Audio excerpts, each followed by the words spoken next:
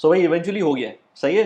Payment तो मैंने जो है ना जो इसकी करनी थी वो तो जितनी करनी थी क्रेडिट कार्ड के ऊपर उतनी कर दिया।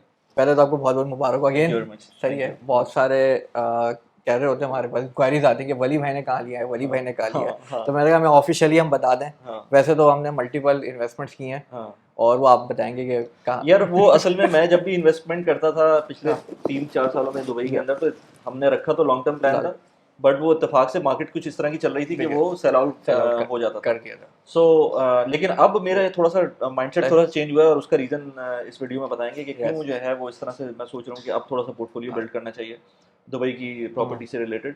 और यहाँ पर हमने जो अभी इन्वेस्टमेंट की है वो उसके बारे में भी डिटेल में बात करेंगे। इनफैक्ट मैं अभी एक्सेल शीट खोलूँगा यहाँ पर, और उसमें बताऊँगा कि क्यों इस पेमेंट प्लान को यूज़ किया, क्यों इस डेवलपर को यूज़ किया, क्यों इस एरिया को यूज़ किया। ये सारी चीज़ें हम इस वीडियो के अंदर बताएंगे। और भी बहुत सारी इन्फॉर्मेटिव चीज़ें होंगी जो खासतौर पे लोग बाहर से देख रहे हैं, उनको उनके बहुत सारे क्वेश्चंस होते हैं महमूद से जब वो इन टच होते हैं या सलमान से इन टच होते हैं। तो इतने सारे क्वेश्चंस होते हैं कि हम हर एक को एक वीडियो में नहीं बता सकते। तो ये थोड़ा सा एक वॉक थ्रू भी होगा कि जब आप इन्वेस्टमेंट करते हैं तो क्या क्या चीज़ें देख रहे होते हैं और क्या क्या प्रोसेस होते हैं उसके अंदर इन्वॉल्व।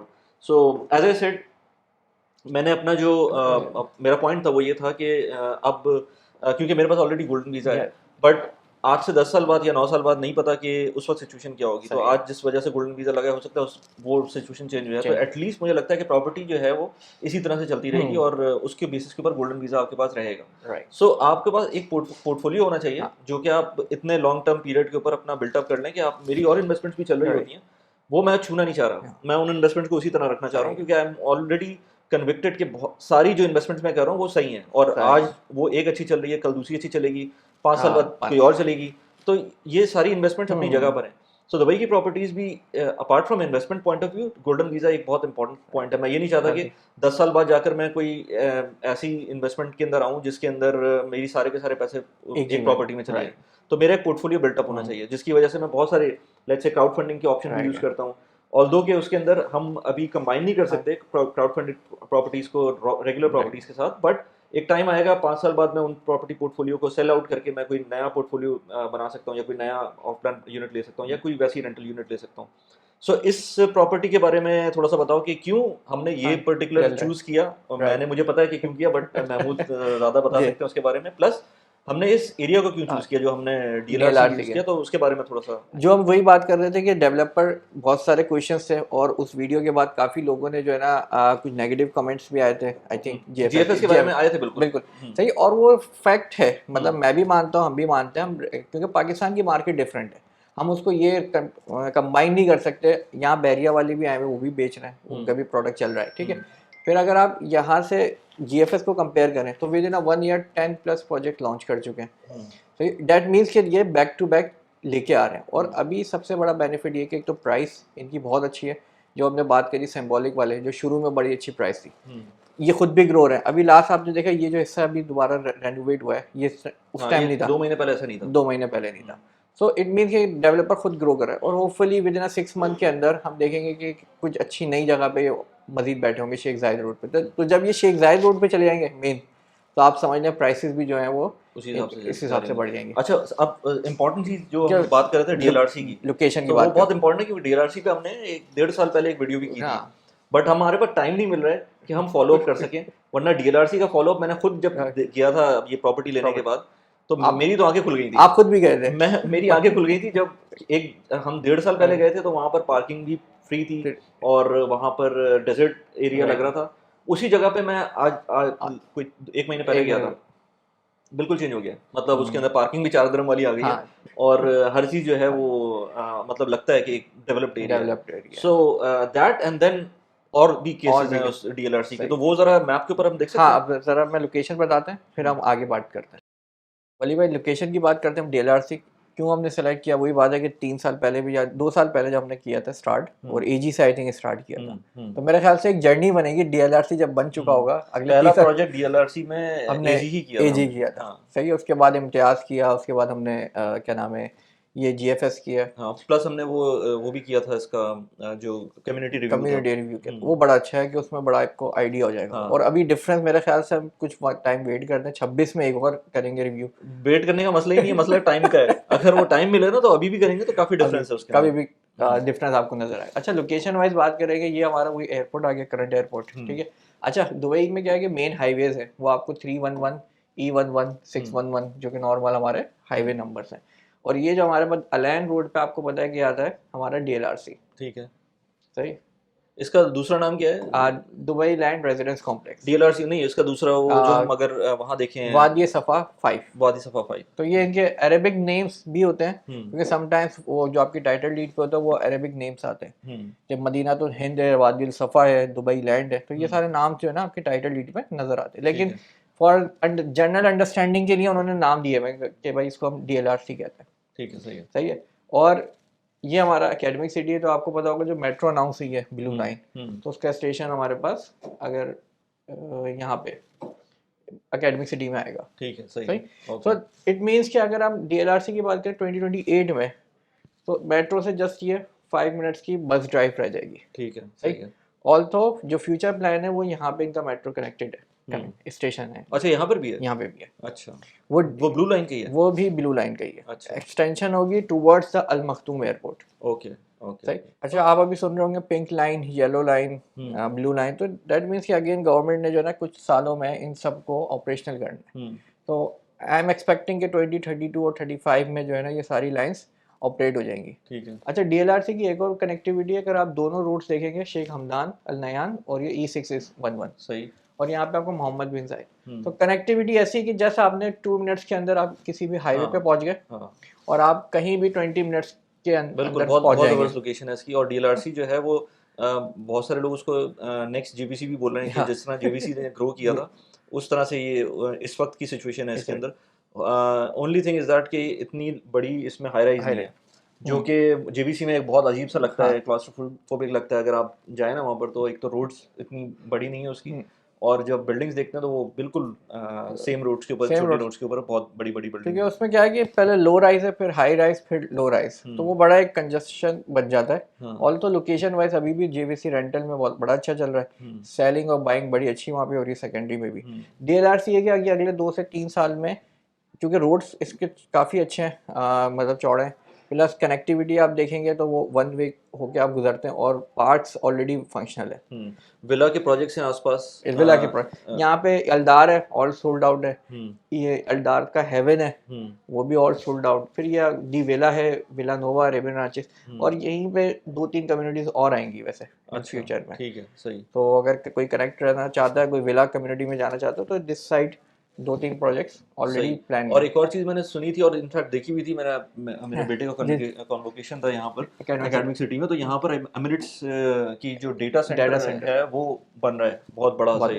तो फ्यूचर के अंदर तकरीबन 4000 लोग वहाँ पर मूव होंगे। तो DLRC इज समथिंग के DSO में आप रह रहे हो या एकेडमिक सिटी में आपका जाना आना हो, DLRC एक नेचुरल एक लोकेशन बनती है आपके रहने के लिए। तो मुझे इनफैक्ट अच्छा लगने लगा है जब वहाँ जाते हैं, तो खुला खुला भी है, एटलीस्ट अभी तो खुला खुला है। और जो लोकेशन थी जिस बिल्डिंग की हम बात कर रहे हैं, GFS जो बाहर ही नजर आ रहा है उसका मॉडल, वो भी ऐसी जगह है कि आप मतलब कंप्लीट है, ऐसा नहीं है कि डेजर्ट है आसपास कच्चा है, ऐसा नहीं है। तो बिल्डिंग खुद जो बनेगी वो प्लॉट पे बनेगी, प्रॉपर प्लॉट पे बनेगी। और ऑलरेडी आई थिंक अगर मैं इसको थोड़ा सा मैप करके आपको भी दिखा दूं घर, आई थिंक यहाँ से राइट करके ये सर यहाँ पे है प्लॉट, इस जगह पे।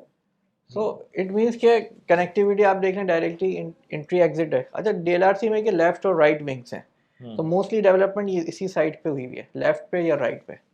यहाँ पे हमने EG के और इम्तियाज़ के प्रोजेक्ट्स कवर किए थे, वो भी डेवलपमेंट फेज में, तो 2026-27 में ये एरिया भी फिलअप हो जाएगा। सही। तो अच्छा, अब हम उस पॉइंट पे आते हैं कि हमने क्यों इसको सेलेक्ट किया, पेमेंट प्लान क्यों इतना इम्पोर्टेंट था, हमें क्या किस तरह का डिस्काउंट मिला इसके अंदर, वो सारी चीज़ें अभी हम बिल्कुल मेरे ख्याल से एक्सेल पे चलते हैं उसके अंदर और एक्सेल के ऊपर बात एक्सेल करते पे बात करते हैं। अगर आप चाहते हैं कि यूएई की प्रॉपर्टीज़ के अंदर इन्वेस्ट करें, इन्वेस्ट करने के लिए आपको बहुत बड़ी अमाउंट चाहिए, वो आपके पास अगर नहीं है तो आप बहुत एक अच्छा प्लेटफॉर्म है स्टेक के थ्रू अगर आप इन्वेस्ट करते हैं तो आप even 1000 dirhams, 2000 dirhams, 4000 dirham, what ever the amount is, जितनी भी आपके पास अमाउंट है उसके थ्रू आप इन्वेस्ट कर सकते हैं। आपका इन्वेस्टमेंट भी सिक्योर होगी और आपको जो मंथली रेंटल होगा वो भी मिलता रहेगा। अगर आपको स्टेक में इन्वेस्ट करना है तो मेरा रेफरल लिंक डिस्क्रिप्शन में दिया हुआ है, रेफरल बोनस आपको मिल सकता है। आप उस लिंक के थ्रू अकाउंट खोलेंगे और पहले ट्रांजैक्शन के ऊपर आपको रेफरल बोनस मिल जाएगा। Now let's get back to the video. Mahmood, अगर स्क्रीन भी खोली हुई है मैंने यहाँ पर तो लोगों को वो भी समझ में आ जाएगा। बेसिकली जो प्राइस थी ना इसकी वो 639 थी, 639 थी। उसके बाद जो ऑप्शंस मैं कमेंट्स में लिखे हुए हैं यहाँ पर 20% की डाउन पेमेंट और 30% का हैंडओवर था और 50% पोस्ट हैंडओवर।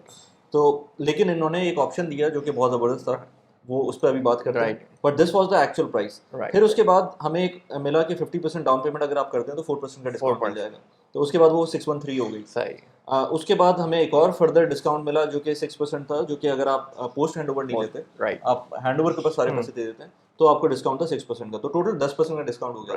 तो तकरीबन 576 634 दिरहम्स की ये प्रॉपर्टी पड़ी है। अगर इसकी वैसे देखेंगे ऑफलाइन मार्केट के अंदर जो करंट प्राइस पर स्क्वायर फीट है 1300 से थोड़ा सा कम आ रही है। बाकी जो आसपास के डेवलपर्स हैं जो थोड़े से नाम वाले डेवलपर्स हो गए हैं वो 1500, 1400, 1600 तक जा रहे हैं। सो इस एक तो ये रीज़न कि DLRC मुझे समझ में आ रहा था, दूसरा ये कि उसका प्राइस पर स्क्वायर फीट जो आसपास के डेवलपर जो अभी ऑफलाइन में लॉन्च कर रहे हैं उनका ज़्यादा था, और इवन जो प्रॉपर्टीज़ करंट भी हैं वो भी इतनी मतलब ज़्यादा डिफरेंस नहीं था, कम ही था। सो जो प्राइस अप्रिसिएशन का पॉइंट ऑफ व्यू था वो मुझे लग रहा था कि इसके अंदर आगे आएगा। अच्छा, दूसरी अब पेमेंट प्लान के ऊपर आते हैं। सो ये था, इसको इस पे बाद में आते हैं। ये था ये 65-35 का पेमेंट प्लान था। राइट। सो बेसिकली होना यह था कि आपको 20% आप डाउन पेमेंट करते, 4% DLT होता, 3000 दिरहम्स का इनका प्रोसेसिंग फीस थी, और उसके बाद मंथली इंस्टॉलमेंट चलनी थी, वो 1% के करीब थी। सो वो सब कुछ करते करते मैंने इसकी एक एक्सेल शीट बना ली थी। मैंने उसके अंदर कहा कि यहाँ पर थोड़ा सा उसको डिस्क्राइब भी कर देते हैं, वो इस तरह से था। तो अब अगर इसको कंटिन्यू करते हैं और हैंडओवर के ऊपर आप देते हैं, कितना था इसके 19% था, 19% हैंडओवर के, ये एक्सेल शीट में लगा भी दूंगा अगर आपको चाहिए तो आप देख सकते हैं। 19% हैंडओवर के ऊपर था और फिर उसके बाद 39 की इंस्टॉलमेंट थी अलग से। तो ये टोटल जो है वो पैसे आप पूरे कर देते हैं। 2030 के अंदर आप इसको सेल आउट करते हैं, या लेट्स से आपको हैंडओवर के बाद आपके पास वो आपकी लायबिलिटी खत्म हो जाती है, तो आप जो इसको सेल आउट करते हैं। अब हमने कुछ अजम्पशंस किए हैं, वो अजम्पशंस आप अपने हिसाब से देख सकते हैं सही है या नहीं है, लेकिन मेरी अजम्पशन है कि 2030 के अंदर जो इसकी प्राइस होगी वो इंस्टेड ऑफ जो हमने पे की है 750 हो जाएगी 2030 के अंदर। तो ये अजम्पशन, इसके बहुत सारे फैक्टर्स हैं, बट आप अपने हिसाब से अपनी अजम्पशन कर सकते हैं। फिर उसके बाद हमने, जाहिर सी बात है ये पोस्ट हैंडओवर 3 इयर्स का था, तो उसमें हमें रेंटल भी मिला 3 साल तक। तो इस 3 साल के अंदर हमें 45,000 का रेंटल मिला पहले साल, दूसरे साल भी हम अज्यूम करते हैं 45,000 का, तीसरे साल हम अज्यूम कर रहे हैं कि 50,000 का रेंटल हो गया। और उसके अंदर बाय द वे रेंटल की कॉस्ट के अंदर बाकी सर्विस चार्जेस वगैरह हमने माइनस कर दिया, तो ये नेट रिटर्न है आपका। तो इसके अंदर आपके पास जब 45 दूसरे साल में और 50 जो है, हमारी कॉफ़ी भी आ गई, चलो जबरदस्त। तो 45 फिर 50 आपका रेंटल है। हाँ ठीक है, सही है। अच्छा, लोगों को मैंने बताया हुआ कि एनुअलाइज्ड रिटर्न की कैलकुलेशन ऐसे नहीं होती है, वो एक फॉर्मूला होता है। मैंने तुम्हें भी बताया था कि जब भी किसी से बात करो तो इस तरह से बताओ, क्योंकि जब आप बात करते हैं सर्टेन पीरियड ऑफ टाइम की, 1 साल 2 साल 3 साल 2.5 साल 3.5 साल, तो उसमें बड़ा मुश्किल हो जाता है आपको रिटर्न कैलकुलेट करना।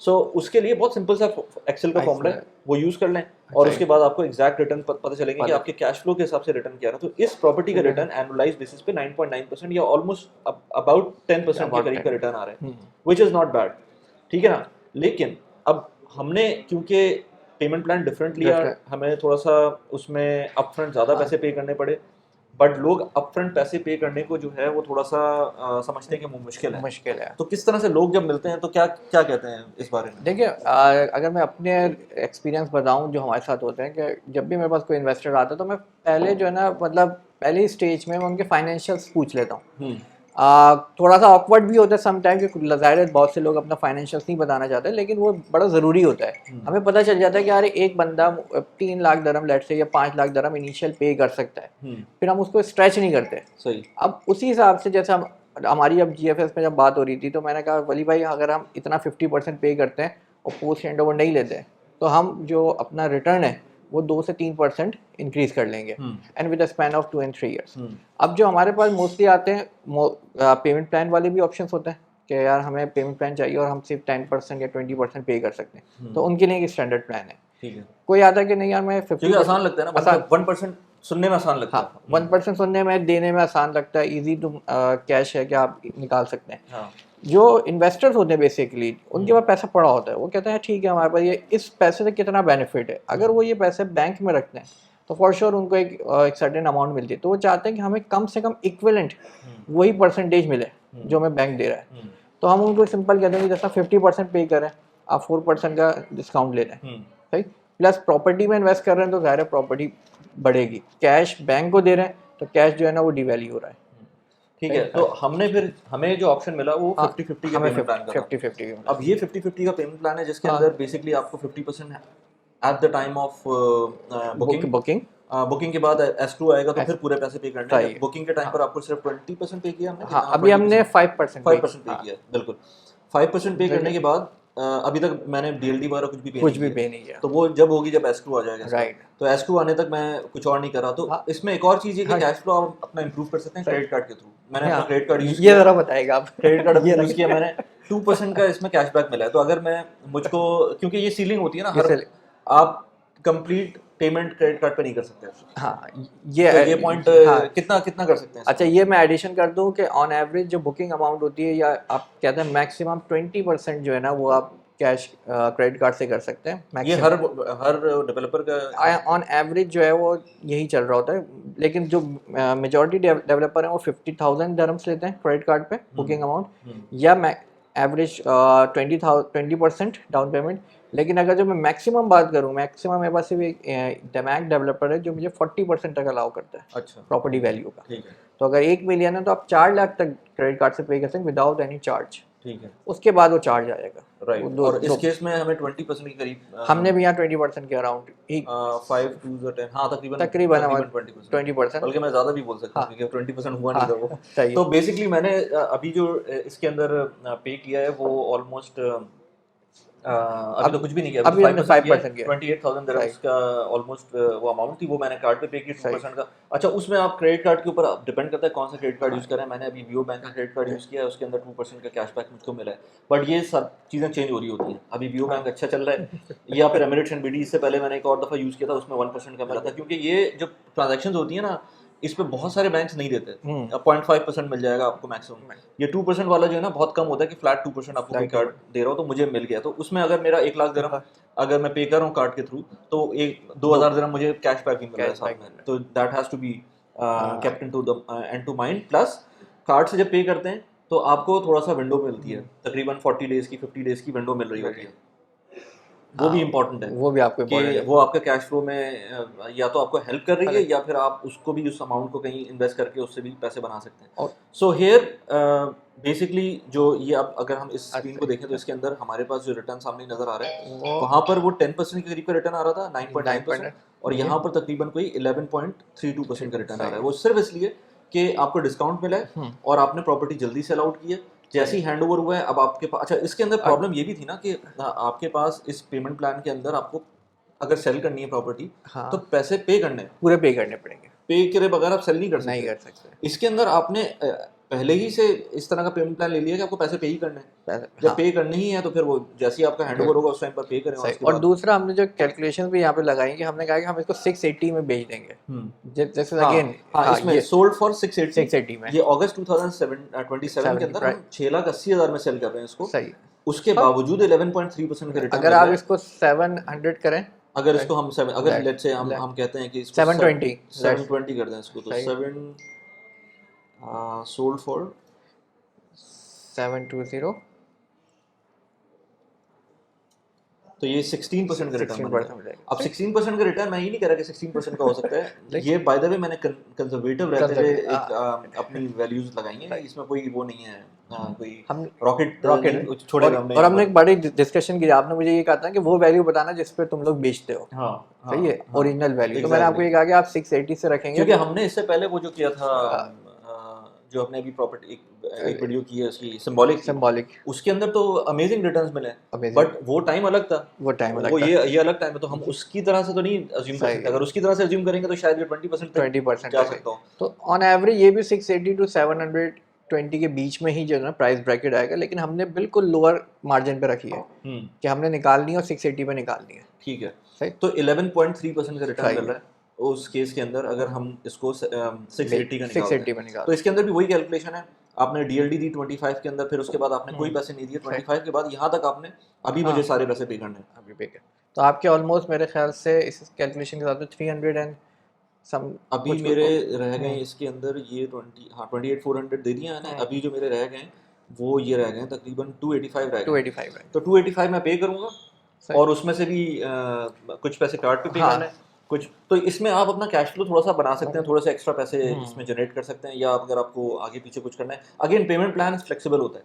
सही। तो सारे ज़्यादातर मैंने देखा डेवलपर सवाए एमआर वगैरह के, हाँ वो फ्लेक्सिबल होते हैं कि देखिए, आप जो कैटेगरी ए डेवलपर है ना वो कभी फ्लेक्सिबल नहीं होगा, वो हमेशा फिक्स्ड है। सही दमैक, इमार, शोभा, उनके प्लान्स और डेट्स फिक्स हैं। अभी यहाँ पे क्या था कि हमने 5% पे करने के बाद अब हम वेट कर रहे हैं एस्क्रो का, तो आपके पास अब एक विंडो मिल गई, एक महीने 1.5 महीने की या 15 डेज की, कि आप अपना जो मजीद कैश फ्लो है उसको इजीली मतलब कनेक्ट कर सकते हैं, सेव कर सकते हैं, कहीं यूज़ कर सकते हैं। तो यहाँ पे ये फ्लेक्सिबिलिटी है कि अब अच्छा डेवलपर भी बाउंड है, अब उसने आपसे 5% ले लिया, अब बाकी नहीं ले रहा। क्यों? क्योंकि अब वो एस्क्रो आएगा तो उसकी सारी पेमेंट अब उसने एस्क्रो में रखनी है।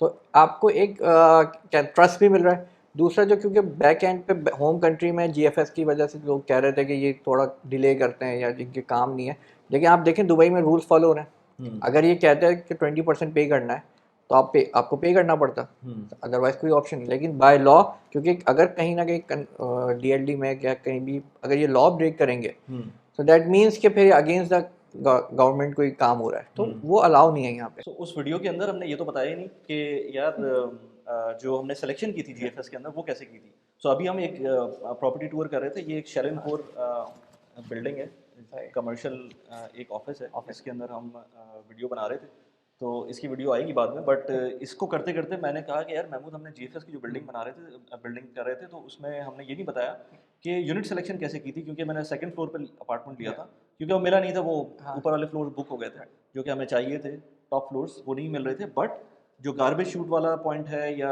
इस तरह के पॉइंट से थोड़ा सा जरा क्विकली बता दो कि क्या। अच्छा देखिए, नॉर्मली जब सिलेक्शन कर रहे हैं तो कोशिश हम करते हैं मिड टू हायर फ्लोर पे जाएं, ठीक है। पोडियम और फर्स्ट फ्लोर हम अवॉइड करते हैं, ठीक है, ठीक है। सेकंड टू अबव कह सकते हैं कि थर्ड फोर्थ फिफ्थ, और ना हायर फ्लोर भी ना हो, बहुत ज़्यादा हायर फ्लोर भी ना हो, ठीक है। ठीक है।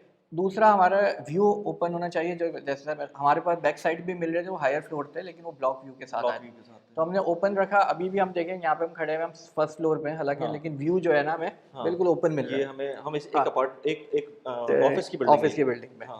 सो हमें ये बड़ा बेनिफिट रहता है कि हम ऐसे व्यूज़ के साथ अपार्टमेंट को लें ताकि easy to rent, easy to sell हो, प्लस जो एंट्री है वो थोड़ा लेफ्ट से थोड़ी सी दूर हो।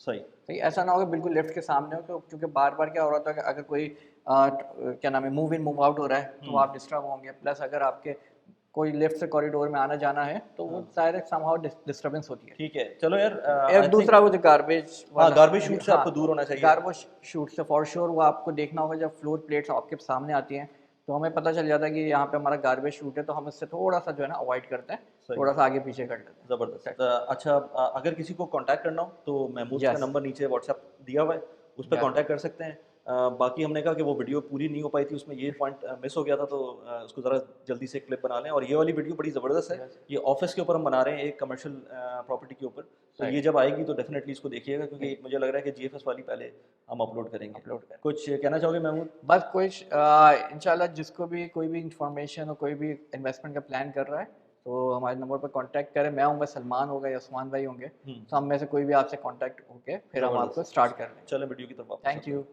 तो डेवलपर यहाँ पे बहुत बाउंड है, इन्वेस्टर मतलब आप कैसे फ्रेंडली है, इन्वेस्टर के पास बड़ी मतलब मज़े हैं। आप अगर देखें ना, डेवलपर बेचारा उसको लैंड भी लेनी है, जो हम बात कर रहे थे इनके ओनर से, आई थिंक इरफान साहब से, कि उन्होंने कहा हमें लैंड भी लेनी है, हमें कॉन्ट्रैक्टर्स भी देने हैं, अपना पैसा भी लगाना है। तो फॉर श्योर थोड़ा मुश्किल है, लेकिन लॉन्ग टर्म बेसिकली इन्वेस्ट जो डेवलपर होता है वो एंटायरली इन्वेस्टर के पैसों से काम नहीं कर रहा होता, नहीं। उसके कुछ अपने पैसे भी लगे हुए होते हैं। सो जिसकी वजह से वो उसका अपना भी स्किन इन द गेम होता है। अभी एस्क्रू डिले हो रहा है तो एस्क्रू के अंदर इनका अपना जो है वो स्टेक ज़्यादा है हाँ। कि इनको चाहिए कि एज सुन एज पॉसिबल आए ताकि पेमेंट्स सारी कलेक्ट होना शुरू हो। कलेक्ट होना so it is that is why it is important. So मेरा पॉइंट जो मैंने शुरू में कहा था कि क्यों मैं चाह रहा हूँ एक पोर्टफोलियो बनाना, उसका हाँ। रीज़न वही है कि गोल्डन वीज़ा जो है वो अगर मुझे 9 साल बाद सोचना है तो- तो अभी से मैं उसको प्लान करूंगा और स्लोली एंड ग्रेजुअली उसको बिल्डअप करूंगा। सही। लेट्स से 2 मिलियन तक जाता हूँ उसके अंदर में, तो 2 मिलियन जाने के लिए मुझको बिट्स एंड पीसेस के अंदर करना पड़ेगा। सही लेकिन है। ये प्रॉपर्टी, ये मैं गोल्डन वीज़ा ठीक है मेरी इन्वेस्टमेंट्स तो होंगी, सही। बट ये मेरा एक हेज भी होगा कि मैं एक किसी प्रॉपर्टी के अंदर इन्वेस्ट कर दूं और वो गोल्डन वीज़ा के ऊपर टाइड अप हो जाए तो प्रॉब्लम वो भी होती है ना कि आप सेल नहीं कर सकते सेल फिर नहीं उसको। कर सकते फिर वो। अच्छा, लोग क्या कर रहे होते हैं कि वो लोग वीज़ा लेके फैमिली का भी वीज़ा लगवा लेते हैं, सब चीज़ें करवा ली। हाँ। अब 2 साल बाद वो कहते हैं अब बेचना है, हाँ, अब कैसे बेचेंगे उसको? फिर तो सारे वीज़ा फिर कैंसिल करवाने पड़ते हैं। तो गोल्डन वीज़ा कॉस्ट भी फैक्टर है। हाँ, तो इसलिए मेरे ख्याल से इसको पोर्टफोलियो बिल्डिंग के लिए जाना जाना चाहिए चाहिए। और गोल्डन वीज़ा के एक अलग पोर्टफोलियो होना चाहिए। ऑफ कोर्स उस पे आपको रिटर्न मिलेगा, बट अगर आपको वाकई गोल्डन वीज़ा चाहिए और उसके बहुत फ़ायदे हैं, हाँ। हमने उस पे वीडियो भी बना चुके सही हैं है। और उसकी 2 तरह की वीडियो बनाई थी। एक मैंने महमूद के साथ ही बनाई थी जिसमें हमने गोल्डन वीज़ा कैसे अप्लाई कर सही सकते हैं, और एक वीडियो बनाई थी मैंने खुद अलग से कि उसके फ़ायदे क्या-क्या हैं। तो आप उसको जाके देख सकते हैं उसके क्या-क्या फ़ायदे हैं आजकल के ज़माने के अंदर, आजकल के टाइम के अंदर। आई थिंक हमने सारी चीज़ें कवर कर ली हैं। ऑलमोस्ट कवर कर लिए हैं, ठीक है। और अगेन वली भाई आपको बहुत बहुत मुबारक हो। होपफुली आई थिंक नेक्स्ट अब इन्वेस्टमेंट इसको में मैं ट्राई करूँगा कि सेल ना करूँ। अब इसको सेल ना हाँ, करें। इसको जो है ना इसलिए रखना मेरे होगा। ख्याल से लेकिन आपने जो 50-50 रखा हुआ है ना, मुझे हाँ। लगता है कि हम इसको 2 साल के में हाँ, एग्जिट कर सकते हैं। हाँ, इसको एग्ज़िट कर सकते हैं, इसको ना भी हो तो हमारे पास एक जो रेंटल इनकम है हाँ, वो आपकी बड़ी अच्छी हाँ। इसमें स्टार्ट। और मैं एग्ज़िट करके भी मुझको दुबई प्रॉपर्टी में ही इन्वेस्ट करना है। हाँ। क्योंकि वो जो मैंने कहा ना कि मुझे पोर्टफोलियो बिल्ड करना है, तो पोर्टफोलियो वो बिल्ड मुझे करना अपना है। पोर्टफोलियो एक अगले 5-6 हाँ। साल के अंदर इतना बिल्ड करना है कि वो उसके इक्विवेलेंट आ जाए। और आई थिंक हमारी ऑडियंस को भी जवाब मिल गया कि वली भाई भी इन्वेस्टमेंट करते हैं। हाँ, वो लोग बहुत पूछ रहे होते हैं, बहुत तो पूछ रहे होते हैं। हमने कहा कि यार एक वीडियो भी उस पे आ जाएगी और बता भी देंगे। और और अगेन जो डेवलपर आप थोड़ा-सा प्रॉब्लम में होता है, उसको अगर आप इन्वेस्ट करेंगे उसकी बैकग्राउंड देखकर, तो ऑटोमेटिकली आपको उसके अंदर बेनिफिट मिलेगा क्योंकि आपने एक रिस्की चीज़ के ऊपर इन्वेस्ट किया जिस पे लोग नहीं कर रहे थे। लोग नहीं कर रहे। सो क्योंकि अभी एमआर के अंदर आप जाएँगे तो एमआर के अंदर तो वो इतनी प्राइसेस ऑलरेडी इतनी हाई हैं कि हम उस पे वीडियोज़ इसीलिए नहीं बनाते। तो 1.6 की चीज़ 1.8 की चीज़ है, ठीक है, और वो आपने लेना है, ठीक है। आपके पास फ्लेक्सिबिलिटी नहीं है, आपने पेमेंट करनी है 20% अपफ्रंट, यूनिट लें और जाएं, ठीक है, क्योंकि ज़ाहिर है वो मार्केट हॉट सेलिंग है। अब वो उनके लिए है जिनका ऑलरेडी 2-4 मिलियन मार्केट में लगा हुआ है और वो उससे रिटर्न ले रहे हैं। एज अ न्यू इन्वेस्टर या न्यू, हम लोग कहते हैं कि यार हम लोग स्टार्ट करते हैं शुरू से बेस से, तो इंशाल्लाह अगले 2 सालों में हम फिर इमार और दिमाग पे ही बात कर रहे होंगे। हाँ, सही, इसी तरीके से। हाँ, तो चलो यार ज़बरदस्त, थैंक यू वेरी मच। और इंशाल्लाह और इस तरह की वीडियोस अगर कोई कमेंट हो ज़रूर बताएं, क्योंकि आप लोग कमेंट नहीं करते तो उसकी वजह से हमें समझ नहीं आता कि काम किस तरह से करना है। वैसे इन लोगों को तो फीडबैक मिल जाती है, बट मुझे नहीं पता चलता कि कमेंट्स के अंदर अगर आप बताएंगे तो फिर पता चलेगा वीडियो की जैसे मैंने आपको बताया फीडबैक दिया था कि वली भाई की कहाँ है प्रॉपर्टीज। हाँ, हाँ, ये मुझसे महमूद कहता है कि हर बंदा पूछ रहा होता है, तो मैंने कहा कि इसको क्लैरिफाई कर दें कि अभी तक जितनी प्रॉपर्टीज पे काम किया था वो सेल आउट करनी पड़ी थी। वो सेल आउट थी, कुछ अभी चल रही है। वो ज़ाहिर है हमने मतलब वो ये सोच के नहीं किया था, आपकी भी जो था थिंकिंग यार मतलब उसको हमने पोर्टफोलियो बना। तो अब ज़ाहिर है फॉर श्योर एक आइडिया हो गया लोगों को कि एज अ रिस्की इन्वेस्टमेंट लेके भी आप एक अच्छा रिटर्न ले सकते हैं। मतलब एक बस आपने इनिशिएट करना है बेसिकली। सही है, चले यार, thank you very much. Thank you वली भाई, थैंक यू अगेन। ओके।